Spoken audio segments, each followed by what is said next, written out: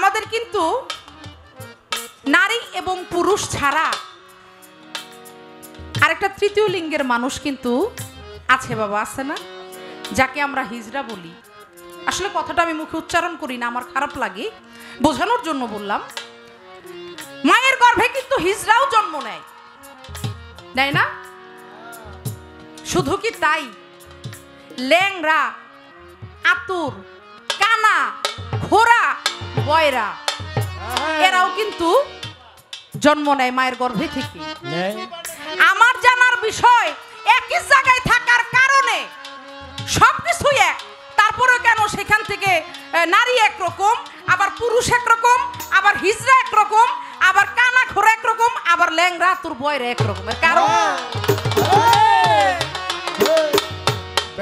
জানার বিষয় আছে না? ওরে একই ভান্ডে পুত্র কন্যা,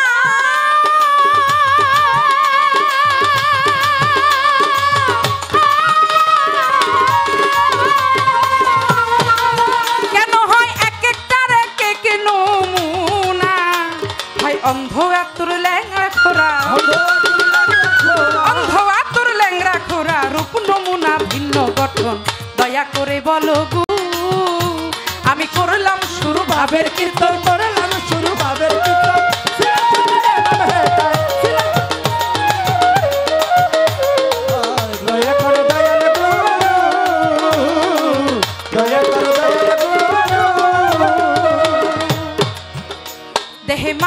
দেহে নারীর ঋতু মাসে মাসে, বল পুরুষের ঋতু কোন দিবসে, হয় নারীর ঋতু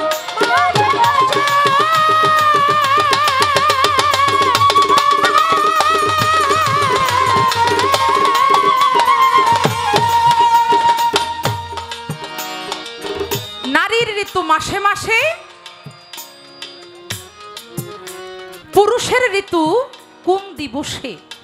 আমি শুধু ইশারা দিয়ে যাই, এত ভেঙে আমি বলবো না, আপনি গুরুজন ব্যক্তি, ইশারা দিলেই আপনি বুঝে যাবেন। আমরা মা বোন সকলেরই আছে, নারীর ঋতু মাসে মাসে এটা আমরা সকলেই জানি, কিন্তু পুরুষেরও ঋতু হয়, সেটা কোন দিবসে হয়, কোন দিন হয়, কোন সময় হয়, এটা একটু আপনি আমারে বলবেন। ওরে নারীর ঋতু মাসে মাসে,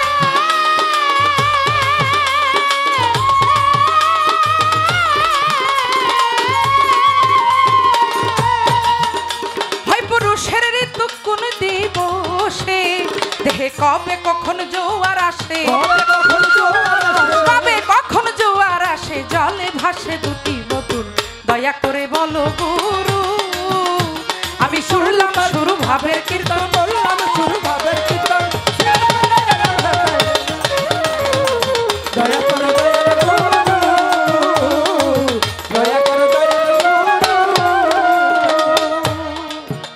ওরে 24.5 চন্দ্র তারা,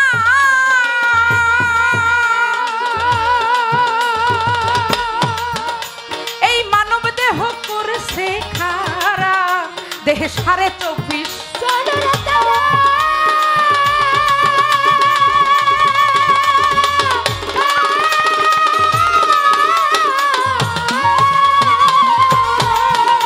ওরে মানব দেহ করেছে খারা, চন্দ্রের কি নাম ধরিয়া,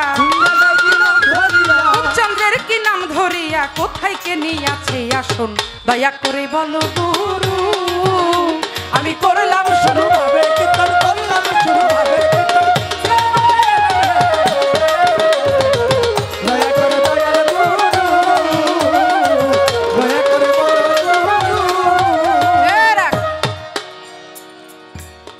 সাড়ে 24 চন্দ্র দ্বারা এই মানব দেহ করেছে খাড়া, যাহা আছে বিশ্ব ব্রহ্মাণ্ডে তাহাই আছে নাকি এই মানব ভাণ্ডে। তাই আমি গুরু জানতে চাই, এই দেহে যে 24.5 চন্দ্র আছে, এই চন্দ্রগুলো দেহে কোথায় কোথায়, এই 24.5 চন্দ্র এটা দেহের কোথায় কোথায় তার অবস্থান, আপনি আমাকে সেই জায়গাগুলো দেখাই দিবেন। কারণ আজকে আমি তো শিষ্য, আমার জানার বুঝার অনেক বাসনা, অনেক আকাঙ্ক্ষা, অনেক অভিপ্রায়। আমরা তো সব কারণ যদি আমি ভক্ত হইতাম তাহলে আমার এত কিছু জানার দরকার ছিল না। না, আমার গুরু যা বলবে তাতেই আমি রাজি খুশি। অবশ্যই।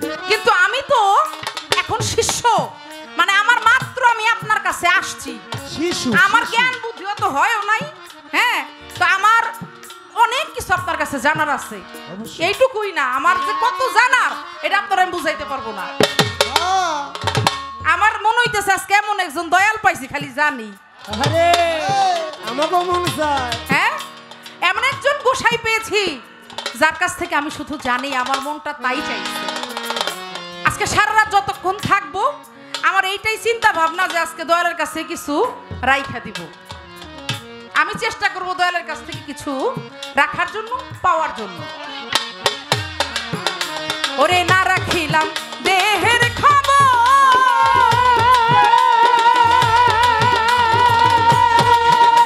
আমি কেঁদে বেড়াই জনম ভর, আমি না রাখিলাম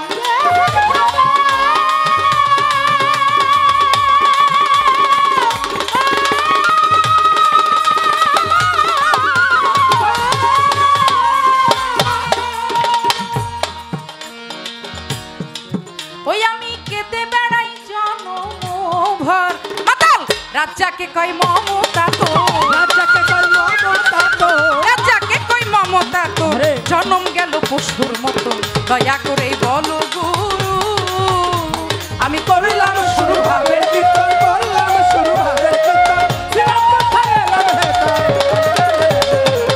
দয়া করে বলো গুরু,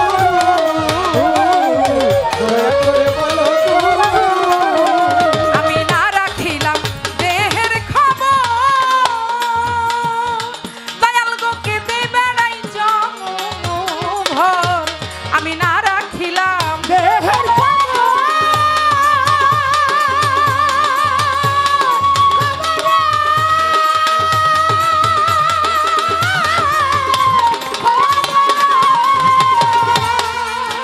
ওরে আমি কেঁদে বেড়াই জনম ভর, মাতাল রাজাকে কই মমতা তো, রাজাকে কই মমতা তো, রাজাকে কই মমতা তোর, জনম গেল পশুর মতন, দয়া করে বলো গুরু, আমি করলাম শুরু ভাবের কীর্তন, করলাম শুরু ভাবের কীর্তন, ছিলাম কোথায় এলাম হে ভাই, ছিলাম কোথায় এলাম হে ভাই, যাবো কোথায় যাই নিরূপণ, দয়া করে বলো গুরু,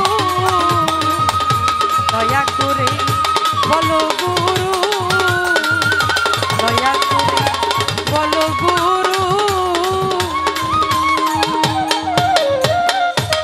ধন্যবাদ জানাই আজকে উভয় শিল্পীর বন্দনা প্রার্থনা পর্ব শেষে আমাদেরকে চমৎকার দুটি পালা দেওয়া হয়েছে। এমন দুটি পালা আজকে দিয়েছে যেই পালার উপরে পৃথিবীতে কোনো পালাই হয় না। একটা হচ্ছে গুরু আর একটা হচ্ছে শিষ্য। শিশু, শিশু, গুরুর ভাগে যাকে মানায় তাকেই গুরুর দায়িত্বটা দেওয়া হয়েছে। গুরুর পক্ষে গান এবং আলোচনা কথা রাখবেন বাবাজি শরীয়ত সরকার, এবং শিষ্যের ভূমিকায় আজকে সমস্ত শিষ্যদের হয়ে তাদের পক্ষ থেকে কিছু জানার চেষ্টা করব, কিছু বোঝার চেষ্টা করব আমি জুলিয়া বেগম। পালাই যাওয়ার আগে বলতে চাই, আজকে আমার কথায় ভাষায় সুরে ছন্দে যদি কোথাও কোনো ভুল ত্রুটি হয়ে যায়, ভুল হওয়াটাই স্বাভাবিক, আমরা কেউ ভুলের ঊর্ধ্বে নই। সকলেই ক্ষমা সুন্দর দৃষ্টিতে দেখবেন, এবং আপনারা যেভাবে সুন্দরভাবে পরিবেশ দিয়ে আজকে গান শুনছেন, এইভাবেই যদি সারাটা রাত্র আপনারা থাকেন আর আমাদেরকে একটু সুযোগ করে দেন, আশা করি আমরা কিছু হলেও আপনাদের ভালো কিছু দিতে পারবো। অবশ্যই। গান হচ্ছে আত্মার খোরাক, গান আত্মার খোরাক। জানি না কতটুকু পারবো, তবে চেষ্টা করব সর্বোচ্চ দিয়ে, কিঞ্চিত হলেও যেন আজকে সাধুগুরু বৈষ্ণব যারা এসেছে, যারা মহাজন, মঞ্চের মধ্যে অনেক বাবাজিরা আছে, আমি তাদের উদ্দেশ্য করে বলবো, আজকে যে পালাটা দেওয়া হয়েছে এই পালাটা আমরা যদি সুযোগ পাই দুটি শিল্পী এমনভাবেই গাওয়ার চেষ্টা করব আপনারা যেন শুনে শান্তি পান। হ্যাঁ হ্যাঁ শুধু আপনারা আমাদের উভয়ের জন্য দোয়া করবেন, হ্যাঁ। আশীর্বাদ করবেন, এইটুকুই চাওয়া, আর সুযোগ করে দিবেন। ধন্যবাদ জানিয়ে আজকে আমি আমার পালায় প্রবেশ করব। তবে যেহেতু আমার শিষ্যের পালা, আমার পালায় যাওয়ার আগে একটা কাজ আছে। হ্যাঁ হ্যাঁ কাজটা সেরে লাগবে। প্রণামী হে জগৎ গুরু, তুমি বাঞ্ছা কল্পতরু, রিক্ত করো তপ্ত মরু, করুণার ঝরনাতে তুমি মম প্রিয়তম, নাই কেহ তোমার সম, মম প্রণাম লহ শ্রী চরণে। আরে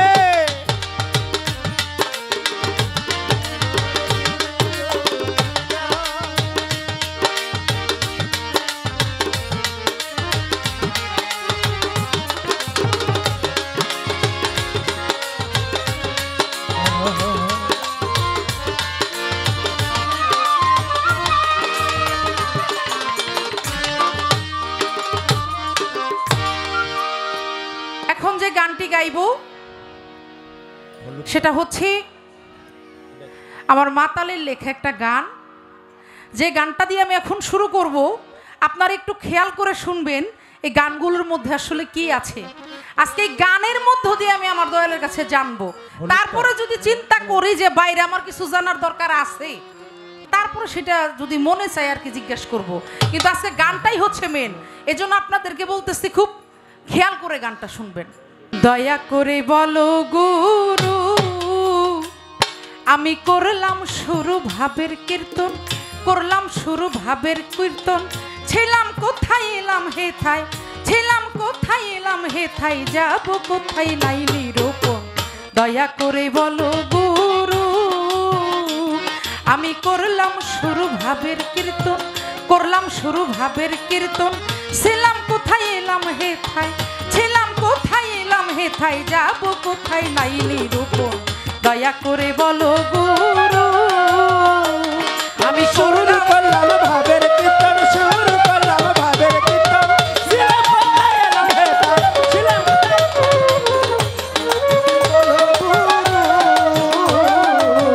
দয়া কর দয়ার গুরু।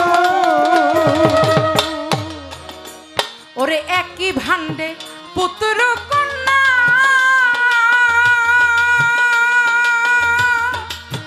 কেন হয় এক একটার এক এক নমুনা। ওরে একই ভান্ডে পুত্র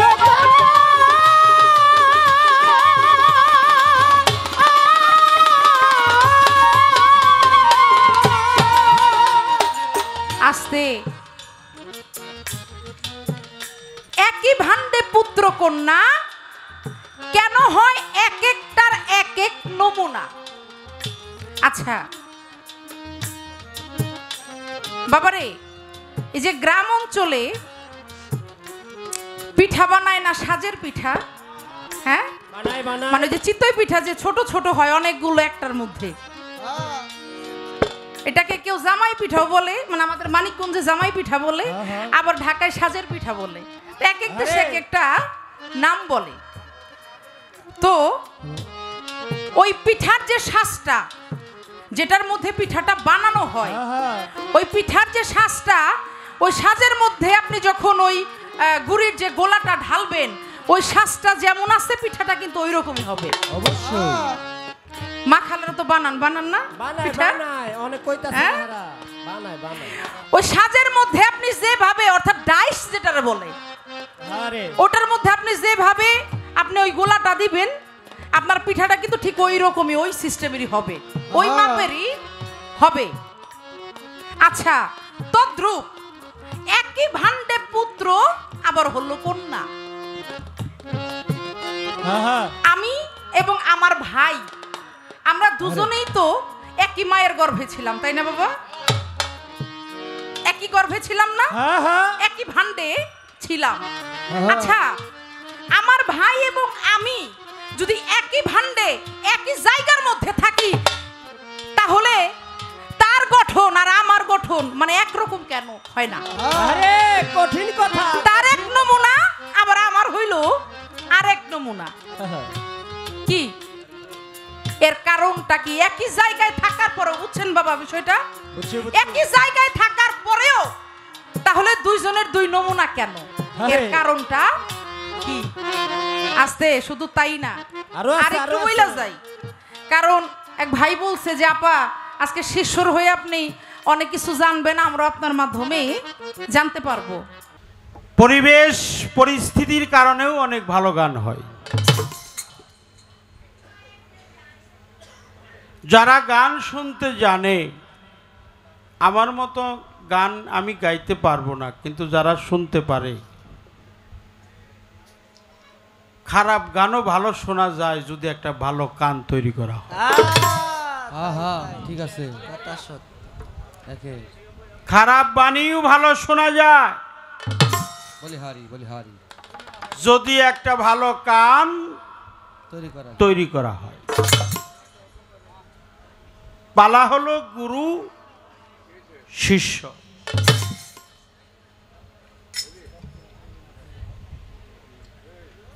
গুরুর ভূমিকায় আমাকে গান গাইতে হবে, কথাও বলতে হবে। তাই পালা গানে যাওয়ার আগেই বলবো, অনেক জায়গায় ত্রুটি বিচ্ছুতি আছে, ভুল আছে। আপনারা জ্ঞানী গুণী মানিজন সাধুগুরু বৈষ্ণব পীর মাশায়েখ ভক্ত আশেকান যারা আছেন, সকলেই ক্ষমা সুন্দর দৃষ্টিতে দেখবেন, এটা আমার আশা।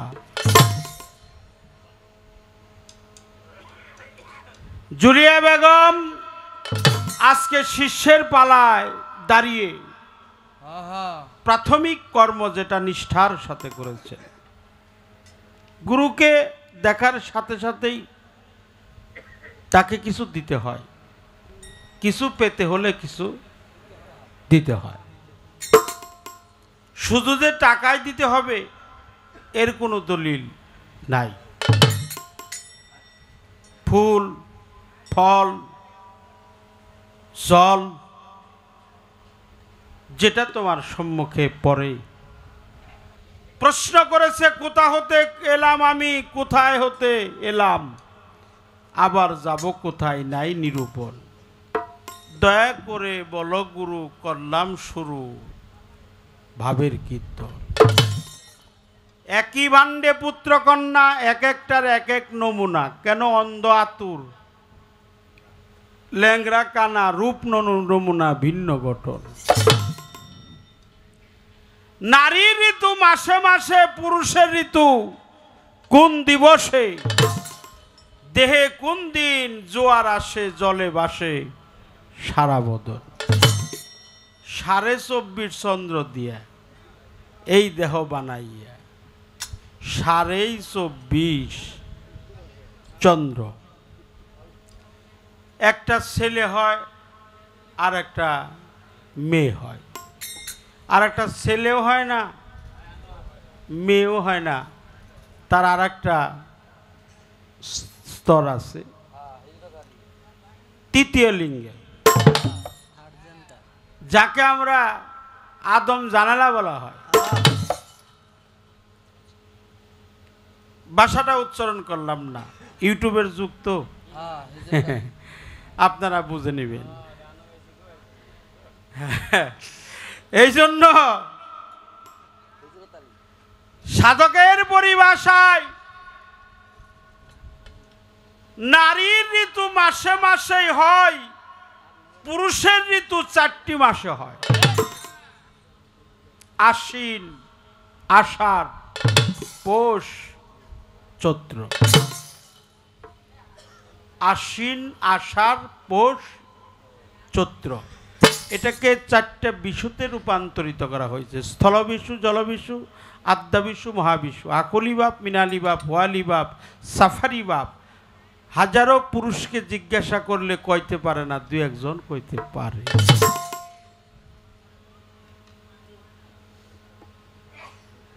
তারা সেদিন বস্ত্র পরিধানে থাকে না, তারা লেংটি পরিধানে থাকে।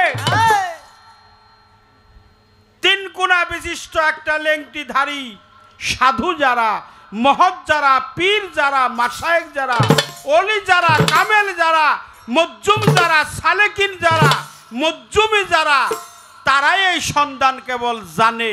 আশ্বিন, আষাঢ়, পৌষ, চৈত্র, স্থলবিষু, জলবিষু, আদ্যাবিষু, মহাবিষু, আখলি বাপ, মিনালি বাপ, ভোয়ালি বাপ, সাফারি বাপ, তুনাজ্জিনা বাপ, অকুলা ভাব, এই ভাব যখন তার মধ্যে উদিত হয় সে অনায়াসেই বুঝতে পারে তার দেহের মধ্যে ঋতুস্রাব হয়ে গেল। অপরাধ নিয়েন না, মাফ করবেন, আগেই ক্ষমা চাই। আমাদের দেশে যে কেক কাটে, তাই না, ওটা কি কয়? Happy birthday to you. জন্মদিন কয়। কেক কাটার বিরোধিতা করতেছি না কিন্তু আমি। খুব খেয়াল। হ্যাপি বার্থডে টু ইউ, যা সত্য তাই, আচ্ছা আচ্ছা মানে আপনার ভবিষ্যৎ উজ্জ্বল হোক। আচ্ছা আচ্ছা, একটা কেক বানায়, কেক বানায় সামনে একটা মোমের বাতি জ্বালায়, জ্বালায় দিয়ে সামনেও জ্বালায়, চারোমোর দিয়েও জ্বালায়, জ্বালায় একটু পরেই যাইয়া মোমের বাতিটা ফু দিয়ে, তাহলে কি বাতি উজ্জ্বল হইল না আরো বন্ধ হইল? খালি অন্ধকার। বাতি জ্বললে সে উজ্জ্বল হবে, তাই তো। বাতি কিন্তু জ্বলে না, বাতিটা নিবে নিবে দেয়। আসলে জন্মদিন ওই দিন না, জন্মদিনই ওই দিন যেদিন পিতার মস্তক থেকে মাতৃরেহেমের মধ্যে প্রবেশ করে। হাজার হাজার মানুষকে জিজ্ঞাসা করলে দুই একজনে কইতে পারবো, আর কেউ কইতে পারবো না। পিতৃধনটা যে কখন মাতৃরেহেমে গেল, গেল যে ওই দিনই কিভাবে সন্তান সন্ততি হয় তখনই কেবল তারা জানে। এটা সবার ভাগ্যে কখনো সম্ভব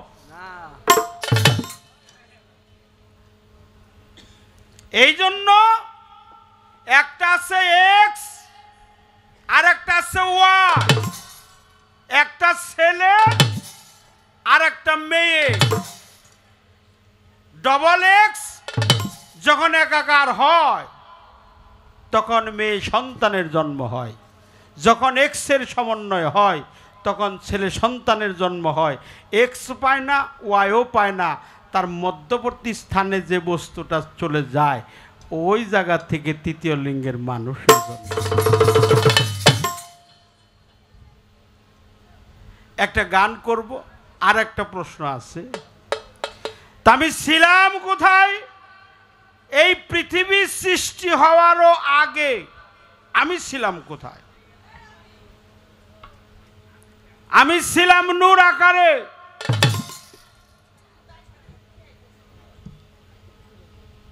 গঞ্জা, মুখফি, জামাদাত, নাবাদাত, হায়ানাত, মনি, আলকা, মেজগা, জনিতে ফেলে কামেল। বাতন মানে গোপন, গোপন মানে যা কখনো দেখা যায় না। গঞ্জ, মুখফি, জামাদাত, নাবাদাত, হায়ানাত, মনি, আলকা, মেজগা, জনিন, তেফেলে, কামেল, নয় বাতন গইরা 84 লক্ষ জনি ভ্রমণ কইরা আমরা মানুষ কুলে আসছি। তাই বাবা নূর আকারে ছিলাম আরশে মুআল্লার মধ্যে। এই পৃথিবীতে আসার আগে আমি ছিলাম আল্লাহর প্রজ্বলিত নূর। নূরে নবী মুহাম্মাদুর রাসূলুল্লাহ, সকলে বলেন সাল্লাল্লাহু আলাইহি ওয়াসাল্লাম। নূরে আমার নবী, আওয়ালেও নবী, আখেরেও নবী, জাহেরেও নবী, বাতনেও নবী, ছিল নবী, আছে নবী, থাকবে নবী, যিনি নবীরও নবী, নূর নবী। পিতার মস্তকে ছিলাম বিন্দু, আমার স্তর। নূর, নুরুন ওয়ালা নূর, নুরুন ওয়ালা নূর। সেই নূর থেকে পর্যায়ক্রমে 9 বাতুন ঘুইরা জুলিয়া সরকার আসছে পিতার মস্তকে। কথা কি বোঝা যায়? পিতার মস্তকে যখন ছিল এটাকে লুৎফা বলা হয়, সলবি বলা হয়। মণি বা বীর্য বলা হয়। এই এক ফোঁটা পানির মধ্যে হাত পা চক্ষু কর্ণ নাসিকা ত্বক বাত জিহ্বা লিঙ্গ দেহের অঙ্গ প্রত্যঙ্গ কোনো কিছুই ছিল না, শুধু ছিল পানি। পানি পিতার মুন্ডে ছিলের মন নিরাকার, পিতার মুন্ডে ছিলের মন নিরাকার। এই নিরাকারের মধ্যে তুমি যখন ছিলে তখন তোমার দেহের অঙ্গ প্রত্যঙ্গ শাখাসমূহ কোনো কিছুই ছিল না। পিতার দেহে যখন তীব্র কামের শক্তি আয়োজন হয়, আয়োজিত হয়ে যায়, তখন তোমার পিতা তোমাকে রাখার জন্য ছটফট করে তোমার মাতৃদেহের মধ্যে ঢেলে দিয়েছিল। এত সুন্দর পরিবেশ, আর সে আজিম, আর সে আলা, আর সে মুআল্লা, সেখানে ছিলাম, নূর আকারে ছিলাম, আর সে আজিমে ছিলাম। 9 বাতন ঘুরে আসলাম, পিতার মস্তকে এলাম।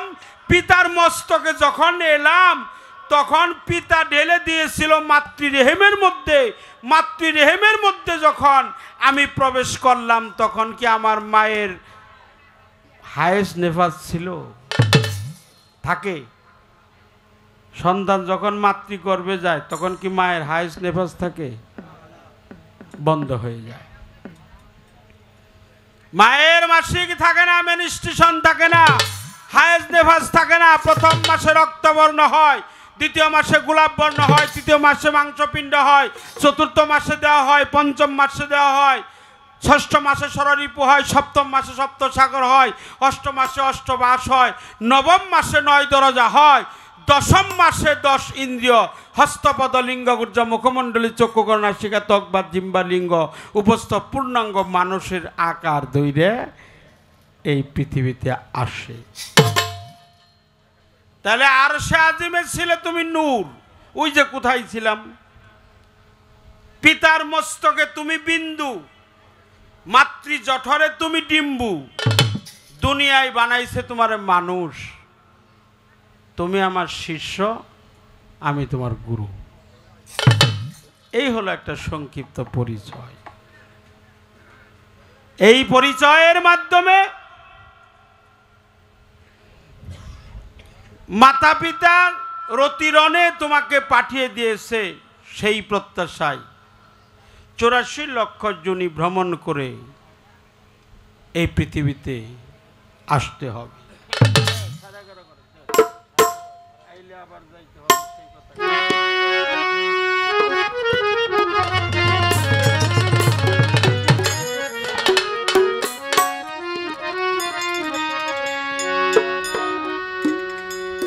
ওরে আইলে আবার যাইতে হবে,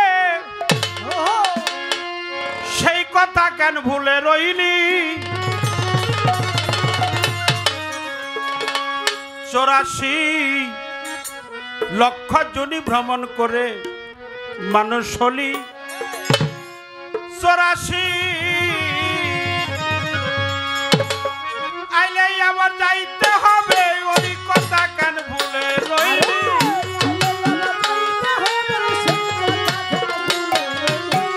আইলে আবার যাইতে হবে, ওই কথা কেন ভুলে রইলি? 84 লক্ষ যোনি ভ্রমণ করে মানুষ হলি। 84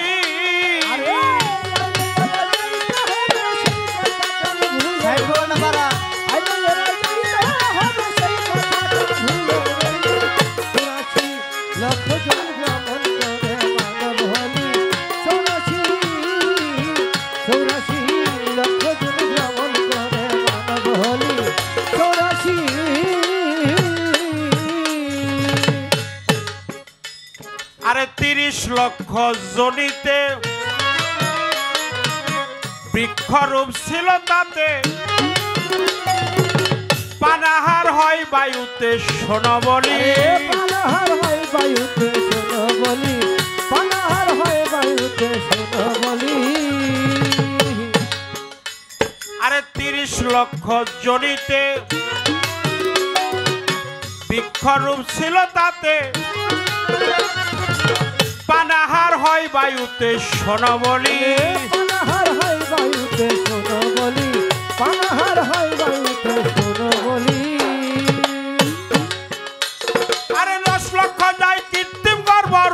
মাংস চুষে খাইনি, 10 লক্ষ যা কৃত্রিম গর্ব রক্ত মাংস চুষে খাইনি, 84 লক্ষ জুনি ভ্রমণ করে মানুষ হলি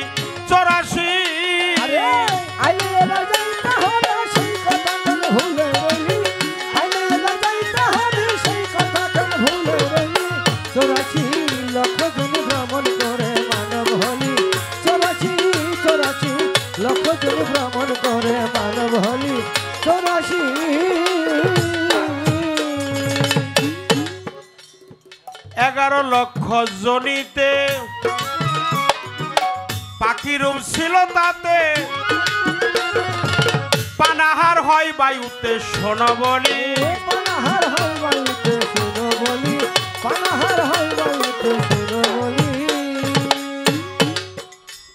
আরে 11 লক্ষ জনিতে পাখি রূপ ছিল তাতে, পানাহার হয় বায়ুতে শোনো বলি,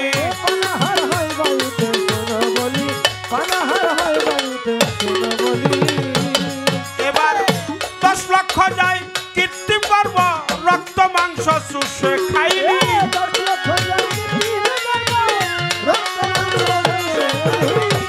লক্ষ যায় কৃমি গর্ব রক্ত মাংস চুষে খাইনি, 84 লক্ষ জনি ভ্রমণ করে মানুষ হলি 84।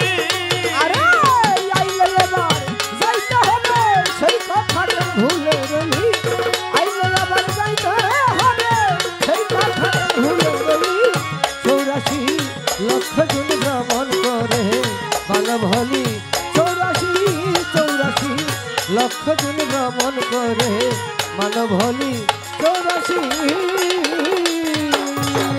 20 লক্ষ জনি তোমার ছিল দেহ পশুর আকার, 26 সবই আহার করেছিলে, সব কিছু সবই আহার করেছিলি, সব কিছু সবই আহার করেছিলি। 20 লক্ষ জনি তোমার ছিল দেহ পশুর আকার, 26 সবই আহার করেছিলে, সব কিছু সবই আহার করেছিলি, সব কিছু সবই আহার করেছিলি। আরে সাধক সুশীল কয়সার লক্ষ জনি ঘুরে মানুষ জনম পেলি, ঘুরে মানব জনম হলি, সুশীল কয়সার লক্ষ জনি ঘুরে মানুষ জনম পেলি, 84 লক্ষ জনি ভ্রমণ করে মানুষ হলি 84। সেই কথা ভুলে রলি, আইলে আবার যাইতে হবে সেই কথা ভুলে রলি, 84 লক্ষ জন ভ্রমণ করে মানব হলি 84 লক্ষ জন ভ্রমণ করে মানব হলি 84। একটা হলো সরল আর একটা হলো গরল। 2 হাতে 10 আর 2 পায়ে হলো 10, 10 10 20। এগুলা হলো চন্দ্রের স্থিতি, 24টা চন্দ্র। সাড়ে কোনো 24 নাই, সাড়ে কোনো চন্দ্র নাই, যিনি সার করতে পারে তার জন্য হলো 24.5।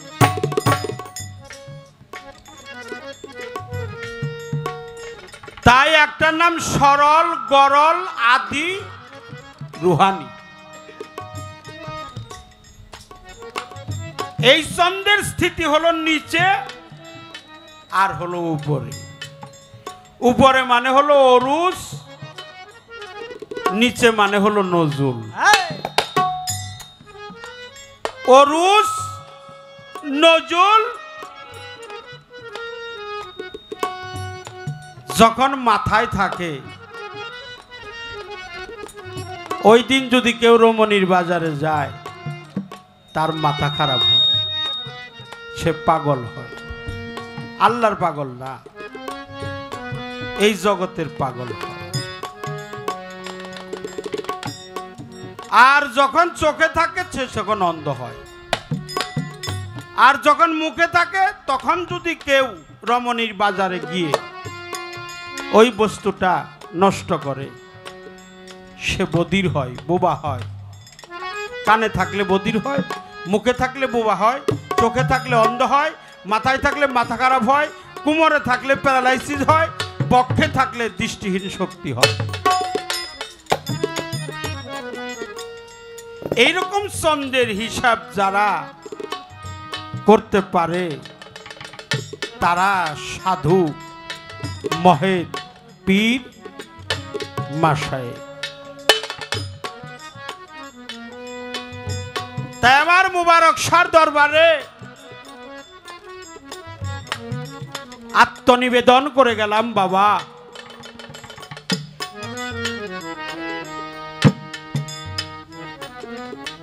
আমি যে গানটা করেছি আইলে আবার যাইতে হবে সেই কথা কেন ভুলে রইল। 84 লক্ষ জনি ভ্রমণ করে মানুষ হল।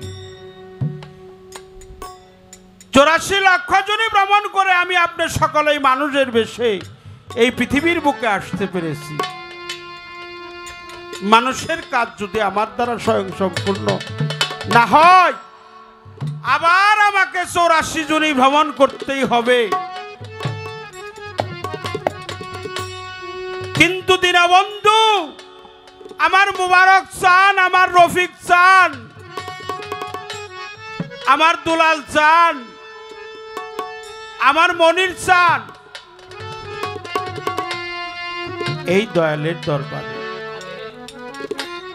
বড় আশা করে হাত বাড়াইলাম মুবারক চাঁদের দরবারে।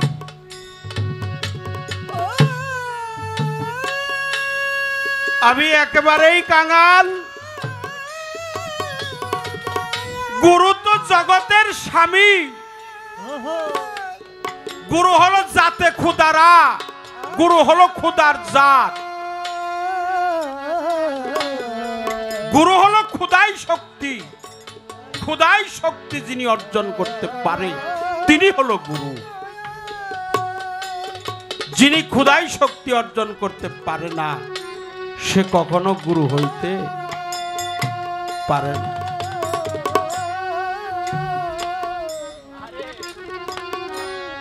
পৃথিবীতে যে রশিদ সরকার বলেছেন যে কথা মায়ের কাছে বলা যায় না, বাবার কাছে বলা যায় না, এমনও কিছু কথা আছে সেটা স্ত্রীর কাছেও বলা যায়। কিন্তু এমন কোনো কথা নাই যেটা আমার মুর্শিদের কাছে না বলা যায়।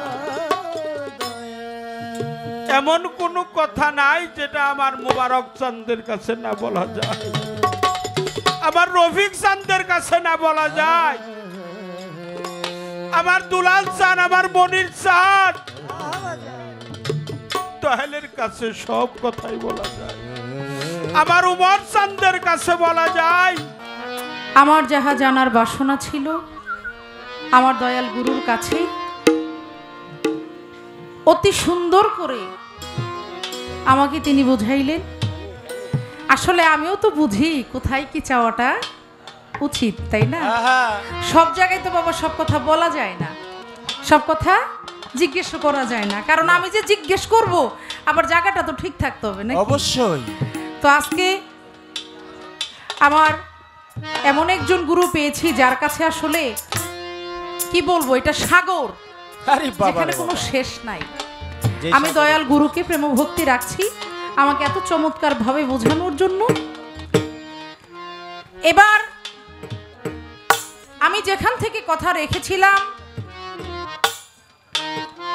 সেখান থেকে আমাকে বুঝাইতে গিয়ে এক পর্যায়ে শুনলাম যে আমার দয়াল গুরু বললেন এই পৃথিবীতে আসার আগে প্রথম হলো নূর রূপে ছিলাম, এরপর পিতৃমস্তক থেকে মায়ের উদরে আসলাম। সেখানে কিভাবে আসলাম? প্রথম মাসে পানি বর্ণ, দ্বিতীয় মাসে ঘোলাট বর্ণ, তৃতীয় মাসে রক্তবর্ণ, চতুর্থ মাসে মাংসপিণ্ড, পঞ্চম মাসে পঞ্চ আত্মা, ষষ্ঠ মাসে ষড়রিপু, সপ্তম মাসে সপ্ত সাগর, অষ্টম মাসে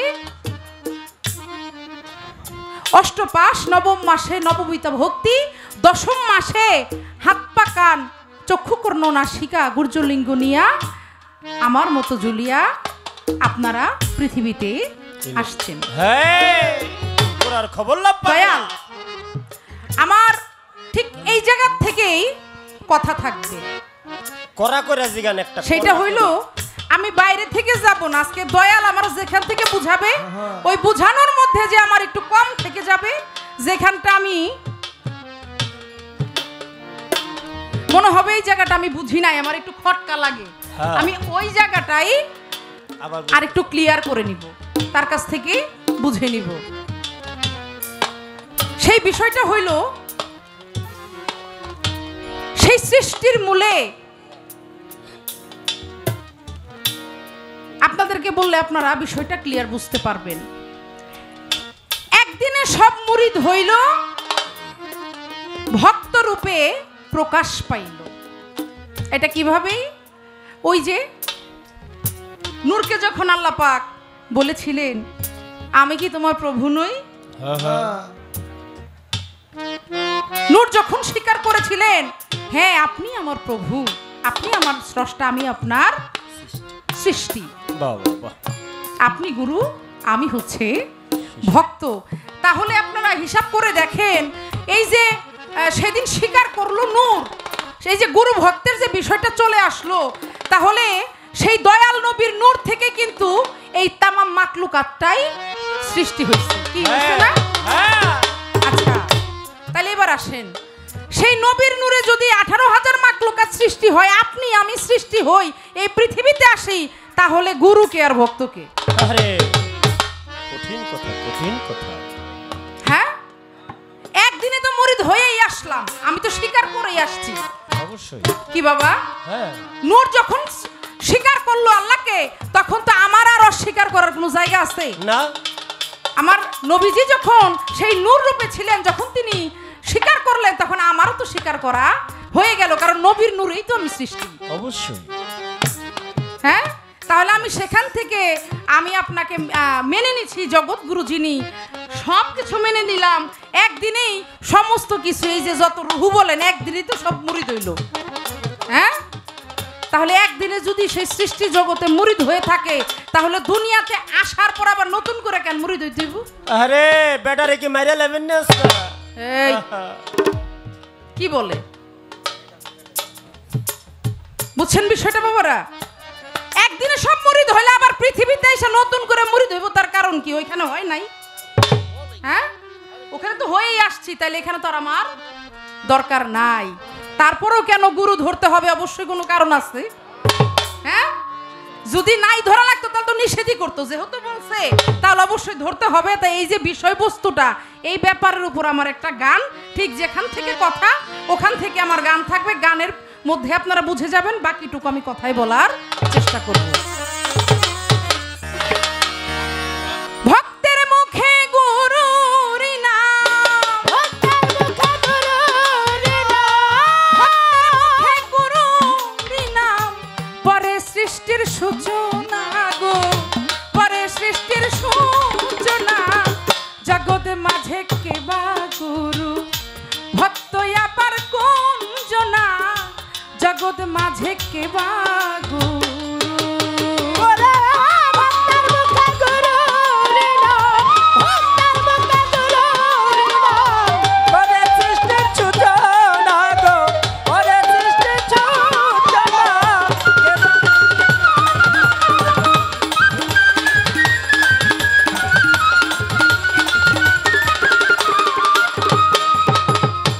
ওরে দয়াল, একদিনে সব মুরিদ হইল, ভক্ত রূপে প্রকাশ পাইল, একদিনে সব মুরিদ হইল, ভক্ত রূপে প্রকাশ পেল, একদিনে সব মুরিদ হইল, ভক্ত রূপে প্রকাশ পাইল, মহাগুরু একজন হইল, মহাগুরু একজন হইল, যিনি রাব্বানা গো জিনিয়া পেরাব্বানা জগতে মাঝে কে বা গুরু ভক্ত আবার কোন জনা গো ভক্ত আবার কোন জনা জগতে মাঝে কে বা গুরু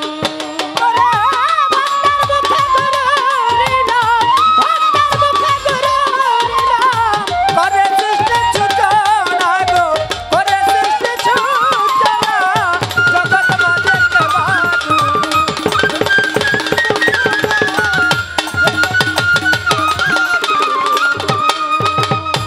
ওরে দয়াল মাটি বাতাস আগুন পানি তারপর সৃষ্টি করলেন তিনি মাটি বাতাস আগুন পানি তারপর সৃষ্টি করলেন তিনি মাটি বাতাস আগুন পানি তারপর সৃষ্টি করলেন তিনি ব্যামরি দান হইলে জানি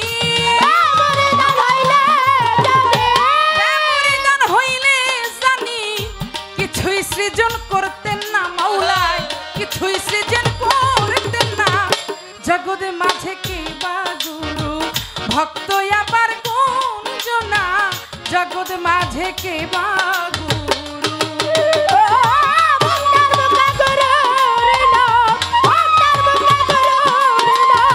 করে সৃষ্টি সূচনা গো করে সৃষ্টি সূচনা জগৎ জনা জগৎ মাঝে কেবা ওরে দয়াল সৃষ্টির মূলে সবই পুরাণ মানব কিসে নতুন বিধান সৃষ্টির মূলে সবই পুরাণ মানব কিসের বিধান ওরে দয়াল আত্মা রূপে সাই নিরঞ্জন সে কি করবে বায়াত গ্রহ আত্মার রূপে শৈলী রঞ্জন সে কি করবে বায়াত গ্রহ আত্মা রূপে সাই নিরঞ্জন সে কি করবে বায়াত গ্রহণ কারে মুরিদ করে কোনজন কারে মুরিদ করে কোনজন দুনিয়ার বাউ বুঝলাম না আমি দুনিয়ার বাউ বুঝলাম না জগৎ মাঝে কে বা গুরু ভক্ত আবার কোনজন না গো ভক্ত আবার কোনজন না জগৎ মাঝে কে বা গুরু জানা গো ভক্ত আবার গুরু জানা জগৎ মাঝে কেবার গুরু ভক্ত আবার গুরু জানা গো ভক্ত আবার গুরু জানা জগৎ মাঝে কেবার গুরু আস্তে গানের মধ্যে কি বললেন আমি কিন্তু বাবা যেখান থেকে বাবাজি উত্তর করেছেন আমি সেখান থেকে কথাটা ধরেছি কারণ আমাদের গানটাই তো পয়েন্টের গান সেই কথার পিছনে যদি পয়েন্টে পয়েন্টে কথা না থাকে তাহলে কিন্তু ভালো লাগবে না তাই না এখানে বললাম আত্মারূপে সাই নিরঞ্জন সে কি করবে বায়াত গ্রহণ বিষয়টা বুঝছেন বাবা আত্মারূপে সাই নিরঞ্জন সে কি করবে বায়াত গ্রহণ কারে মুরিদ করে কোনজন এই দুনিয়ার ভাও বুঝলাম না এই এটা ব্যাসটা একটু আমার ভাঙ্গে দিবেন হ্যাঁ কথাটা বুঝছেন আত্মারূপে সাই নিরঞ্জন সে কি করবে বায়াত গ্রহণ এর অর্থ হইল আল্লাহ কি কারো কাছে মুরিদ হবেন হ্যাঁ হবেন তাহলে এখানে বিষয় আছে বাবা আছে। এটার একটা হাকিকত আছে আছে এই জন্য আমার দয়ালের কাছে এখান থেকে আমি কথা রাখলাম আপনি অবশ্যই বুঝতে পেরেছেন আমি কি জানতে চাইছি আপনার কাছে আপনি এই বিষয়টা আমাকে একটু ভেঙে দিবেন যেহেতু আমার বোঝার দরকার আছে এর হাকিকতটা আমি একটু বুঝতে চাই হ্যাঁ আসলে কি মাওলা মায়াত গ্রহণ করবে কিনা এবার সৃষ্টির মূলে সবই পুরাণ আবার মানব কিসের নতুন বিধান সৃষ্টির মাঝে সবই পুরাণ মানব কিসের নতুন বিধান সৃষ্টির মূলে সবই পুরাণ মানব কিসের নতুন বিধান মাস্টার কবির হয় পেরেশান মাস্টার কবির হয় পেরেশান হিসাবে আর মিলে না বাবাজি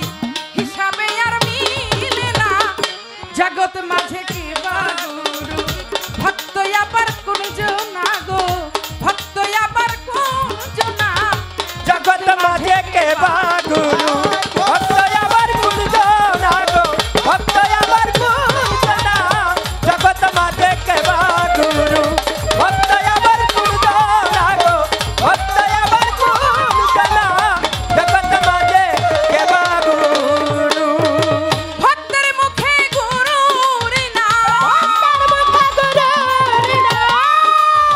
ভক্তের মুখে গুরুর নাম পরে সৃষ্টির সূচনা গো পরে সৃষ্টির সূচনা জগৎ মাঝে কেবা গুরু ভক্ত আবার কুঞ্জনা গো ভক্ত আবার কুঞ্জনা গো ভক্ত আবার কুঞ্জনা গো ভক্ত আবার কুঞ্জনা দয়াল রে জগৎ মাঝে কেবা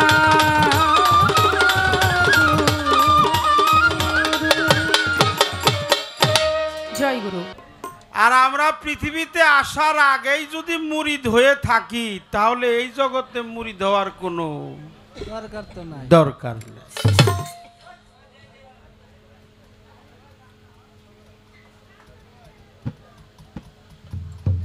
সেদিন নূরকে প্রশ্ন করা হয়েছিল, হে নূর তুমি কার? আলাস্তু বিরাব্বিকুম নূর, নূর তুমি কার?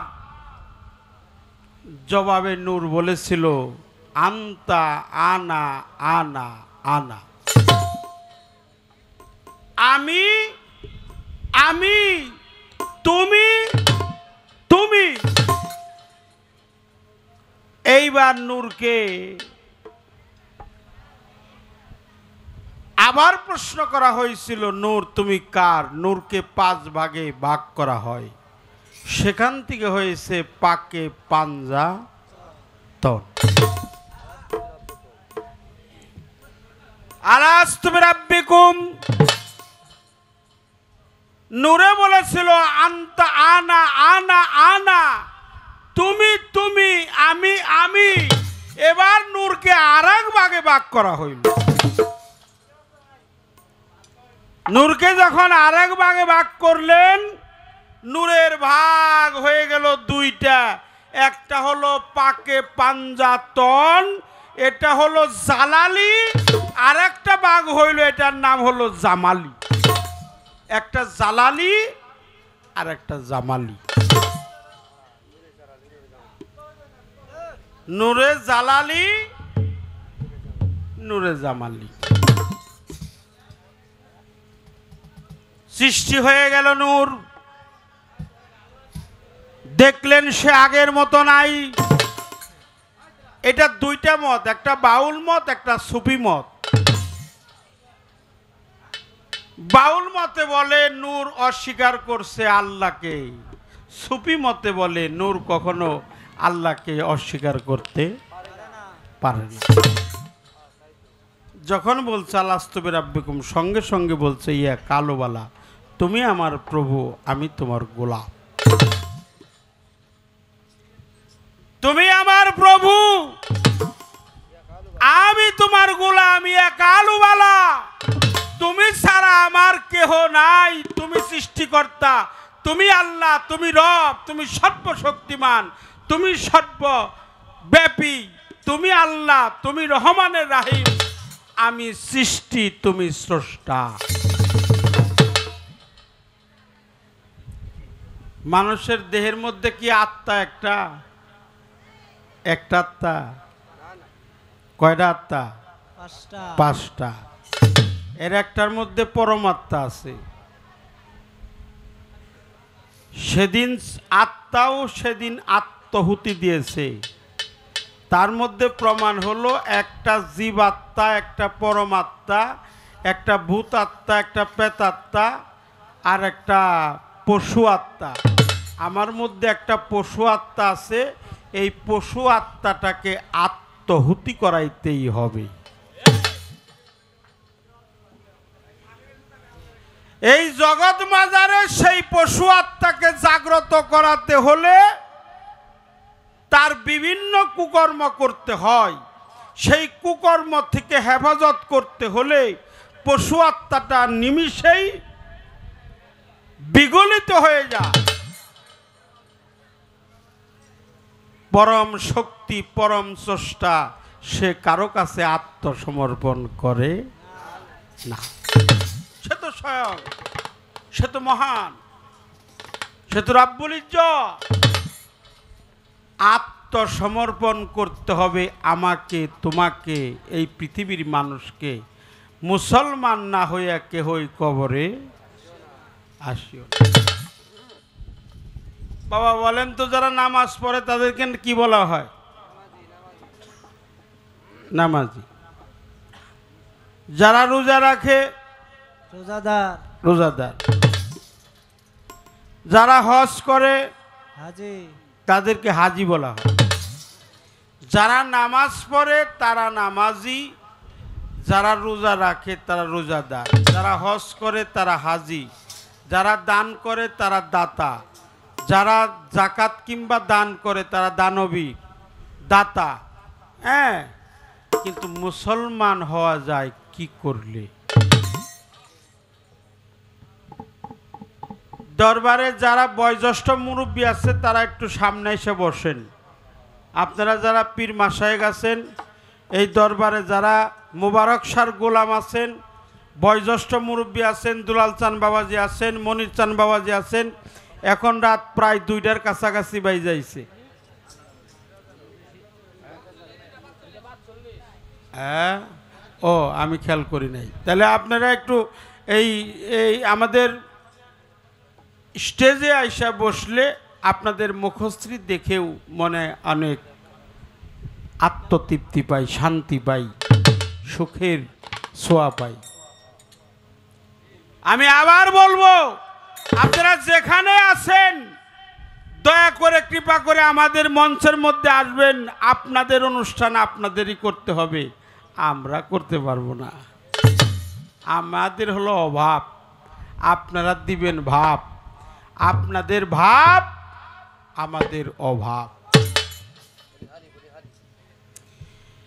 এই জন্য কৃপা করে, দয়া করে, মায়া করে স্টেজে এসে বসবেন। গদিনিসীন পীর যিনি, এই দরবারের গদিনিসীন, মুবারক শাহ গদিনিসীন সহ ভক্তবিন্দু নিয়ে আমাদের মঞ্চের মধ্যে এসে বসলে 2টা গান গায়ে আমরা শান্তি পাবো, আপনারা শুনেও শান্তি পাবো। মুসলমান না হইয়া কেহই কবরে আসিও না। মুসলমানের বাংলা হলো আত্মসমর্পণকারী। যিনি আত্মসমর্পণ করে, যিনি আত্মাকে আত্মহুতি দেয়, তিনি হলো মুসলমান। যিনি আত্মসমর্পণ করে নাই, তিনি কখনো মুসলমান হইতে আল্লাহর কাছে আত্মসমর্পণ করে। অনেকে কয় যে আমরা তো আল্লাহর কাছে আত্মসমর্পণ করছি। আল্লাহকে আপনি সরাসরি ডাইরেক্ট পাবেন না। আল্লাহকে যদি সরাসরি ডাইরেক্ট পাওয়া যায় তো যুগে যুগে নবী রসুল, পীর পয়গম্বর, অলিয়া উলিয়া, গাউস কুতুব, পীর মাশায়েখ আমাদের মাঝে কখনো ধর্ম প্রচার করতে আসতো না। এই জন্য আত্মাকে আত্মহুতি করতে হয়, আত্মসমর্পণ করতে হয়, পশু আত্মাকে ভ্যানিশ করতে হয়, পরম সত্তাকে জাগ্রত করতে হয়, বেমুরিদকে মুরিদ করতে হয়, সেফাতকে জাত করতে হয়। জাতকে সেফাত করতে হয় না, সেফাতকে জাতে পরিণত করতে হয়। সেফাতি শক্তিকে জাতের সাথে লয় প্রাপ্তি করার জন্য পুনরায় আবার আমাদের মুরিদ হইতেই হয়। দেহের মধ্যে গুরু, জগৎ মাঝে গুরু। যদি বলি আল্লাহ গুরু, নূর নবীজি, সকলে বলেন সাল্লাল্লাহু আলাইহি ওয়াসাল্লাম। প্রিয় নবী, কোরআন মাফিক যদি জবাব দিতে চাই, আল্লাহ হলো গুরু। নবী নূর যখন স্বীকার করে সে হয়ে যায় ভক্ত। যখন বলছে ইয়া কালুবালা, তখন আর ভক্ত হইতে দূরে নাই। তুমি আমার রব, আমি তোমার গোলাম। তুমি আমার প্রভু, আমি তোমার গোলাম। তুমি আমার স্রষ্টা, আমি তোমার সৃষ্টি, তুমি আমার সব, তুমি ছাড়া এই জগতে আমার আর কেহই নাই। মাওলা আলী ভক্ত, আমার দয়াল নবী হলো গুরু। তরিকার নাম হলো হক হায়দারি। রিসালায়ে তরিকত হক হায়দারি, দয়াল নবী গুরু, মাওলা আলী ভক্ত। কুরআন কালামে আসছে মুসা কালিমুল্লাহ হলো শিষ্য বা ভক্ত, খাজা খিজির আলাইহিস সালাম হলো গুরু। আর এই দেহের মধ্যে জ্ঞান হইল গুরু, মন হইল তার শিষ্য। আলিমুন হইল গুরু, মুরিদন হলো শিষ্য। পরমাত্মা গুরু, জীবাত্মা হলো শিষ্য। আমি 5 ভাগে আপনার প্রশ্নের জবাব দিলাম, যেটা আপনার ভালো লাগে সেটা আপনি নেবেন।